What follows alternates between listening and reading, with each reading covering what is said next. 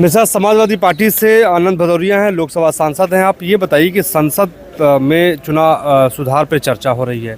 आप लोग कह रहे हैं कि ईवीएम पर नहीं बल्कि बैलेट पेपर पर चुनाव होना चाहिए।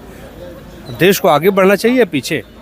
समाजवादी पार्टी का, हमारे नेता का, माननीय अखिलेश यादव जी का पहले दिन से मानना है और उन्होंने जब सदन में अपना पहला वक्तव्य दिया था तो उन्होंने यही कहा था कि हम ईवीएम से जीत करके आएंगे जी, तब भी हम बैलेट पेपर की चुनाव प्रक्रिया को लागू करेंगे। सवाल ये है कि आज जो सबसे विकसित देश हैं वो क्या पीछे जा रहे हैं क्या?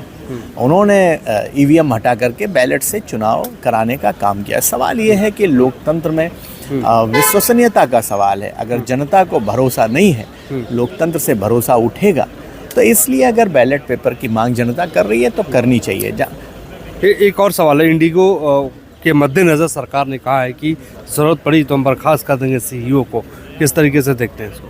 बोर्ड ऑफ डायरेक्टर में इंडिगो के कौन लोग हैं? भारतीय जनता पार्टी के लोग बैठे हैं। सरकार और इंडिगो के बीच मिली जुली नूरा कश्ती है, उसमें पिस रहा आम आदमी है। कह तो रहे थे कि हवाई चप्पल वाले हवाई यात्रा करेंगे, लेकिन आज आम आदमी क्या, मध्यम वर्ग की और उच्च वर्ग के लोगों की भी आज पहुंच से हवाई यात्रा दूर होती जा रही है। कहीं ना कहीं एक बहुत बड़ा रैकेट है, बहुत बड़ी साजिश है। लगातार हवाई कंपनियां मनमाना किराया वसूलती हैं। 10-10 मिनट के अंदर एयर फेयर बदलता रहता है। इसलिए और सवाल ये है कि अब सारे के सारे देश के उद्योगपति को आप हवाई अड्डे दे रहे हैं उसके सौंदर्यीकरण के नाम पर, और जो मनमाना वहाँ एयर फेयर में जो सुविधा देने के नाम पर जो और वसूला जा रहा है, उससे कहीं ना कहीं इंडिगो के इशू को फिर से सदन में उठाएंगे? नहीं, इंडिगो का मामला उठ चुका है, सरकार की तरफ से भी बयान आ चुका है। मुझे लगता है कि अब सरकार को संतुष्ट है? नहीं, संतुष्ट तो नहीं, तभी तो बहिष्कार किया था सब लोगों ने। चर्चा चाहते हैं?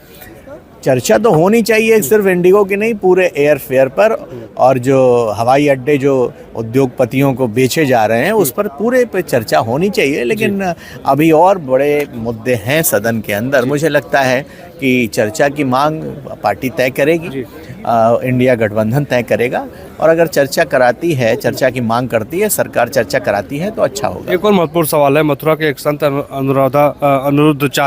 अनुरुद्धाचार्य के ऊपर सीजेएम ने कहा है, कोर्ट ने कहा है कि एफआईआर दर्ज होनी चाहिए, इसलिए क्योंकि उन्होंने कहा था कि जो महिलाएं 25 साल तक शादी नहीं करती हैं वो इधर उधर जो है मुंह मारती हैं।